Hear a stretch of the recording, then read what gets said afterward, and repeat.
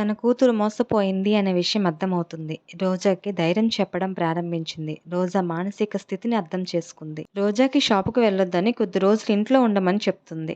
ఈవిడ పనికి వెళ్లి వచ్చాక సాయంత్రం పూట సమాజాన్ని చూపించడం మొదలుపెట్టింది. రోజాకి ఏమీ అర్థం కాలేదు. కానీ తల్లి చెప్పిన మాటని శ్రద్ధగా వినడం ప్రారంభించింది. ఈ సమాజం ఎప్పుడు ఒకరి బలం మీద కంటే వారి బలహీనతల మీద దృష్టి పెడుతుంది. నీకు జరిగిన విషయంలో పోరాటం చేస్తే మనకు ఉన్న ఆర్థిక పరిస్థితుల వల్ల ఎవరూ సపోర్ట్ చేయరు. న్యాయం, అన్యాయం అనే విషయం పక్కన పెడితే చుట్టూ ఉన్నవారు నిన్ను చూసి మొదట జాలిపడటం చేస్తారు. కొద్ది రోజులు గడిచాక అదే జనం నువ్వు డబ్బు కోసం వాడిని వలలో వేసుకున్నవని నిందిస్తారు.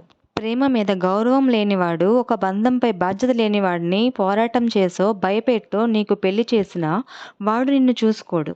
నీ జీవితం ఈ విధంగా కూడా నాశనం అవుతుంది. కాబట్టి నేను చెప్పింది శ్రద్ధగా విను. కొద్ది నెలల క్రితం మీ స్కూల్ సార్ కలిశారు. పాపని చదివించవా అమ్మా అని అడిగారు. నా పరిస్థితి అతనికి చెప్పాను. ఆయన నాకు ఒక సలహా ఇచ్చారు.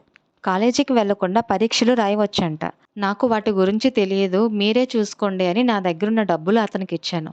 మీ సార్ ఆ డబ్బులకి ఇంకొన్ని డబ్బులు కలిపి నీ పరీక్ష ఫీజు, దానికి సంబంధించిన పుస్తకాలు అన్నీ కూడా ఆయన కొని ఉంచారు. నెల రోజుల్లో పరీక్షలున్నాయి. ముందు వాటి మీద దృష్టి పెట్టు. మీ షాప్ ఓనర్‌కి చెప్తాను నువ్వు నెల రోజులు రావు అని. అమ్మగారు కాలేజీలో పనిచేస్తారంట. ఆమె దగ్గర ఉండి ఈ నెల రోజులు చదువుకోవచ్చని మీ సార్ చెప్పారు. గడిచిన వాటి మీద కాకుండా భవిష్యత్తు మీద దృష్టి పెట్టు అని రోజా వాళ్ళ అమ్మ రోజాతో ఈ విధంగా మాట్లాడేసరికి రోజా కళ్ళ నిండా నీళ్లతో ఆమె తల్లి కాళ్ళ మీద పడి క్షమించమని అడుగుతుంది. ఇందులో నీ తప్పేమీ లేదు. ఈ వయస్సులో ప్రేమల పట్ల, స్నేహాల పట్ల ఆకర్షితులై ఈ విధంగా నష్టపోతుంటారు. నీకు జరిగిన అన్యాయాన్ని ధైర్యంగా నాకు చెప్పావు. విషయం అర్థమైంది. ప్రతి సమస్యకు ఒకే పరిష్కారం ఉండదు. పరిస్థితులకు తగ్గట్టుగా కొన్ని నిర్ణయాలు తీసుకోవాలి. చదువు మీద మాత్రమే దృష్టి పెట్టు అని అక్కడి నుంచి వెళ్ళిపోతుంది. రోజా మొదటి సంవత్సరం పరీక్షలు పాస్ అవుతుంది. తల్లి ఇచ్చిన ధైర్యంతో తన జీవితంలో జరిగిన విషయాన్ని మర్చిపోయే ప్రయత్నం చేస్తుంది. అలాగే రెండో సంవత్సరం కూడా పరీక్షలు రాసి పాస్ అవుతుంది. ప్రభుత్వ ఉద్యోగం కోసం ప్రయత్నం చేసి విజయం సాధిస్తుంది. చాలామంది ఆడపిల్లలు తమ జీవితంలో తెలిసి తెలియని వయసులో జరిగినటువంటి కొన్ని సంఘటనలని బయటికి ఎవరికీ చెప్పుకోలేక, వాళ్ళు దాన్ని ఫేస్ చేయలేక అనేక రకాలైన ఇబ్బందులు పడి చివరికి ఆత్మహత్యల వరకు వెళ్తున్నారు. మీకేదైనా సమస్య ఉంటే మీరు ఎవరినైతే నమ్ముతారో వాళ్ళకైనా షేర్ చేయండి. మీరు భరించలేని బాధని మీరు పెట్టుకొని అనవసరమైనటువంటి భయాలకు లోనై మీ జీవితాన్ని నాశనం చేసుకోకండి.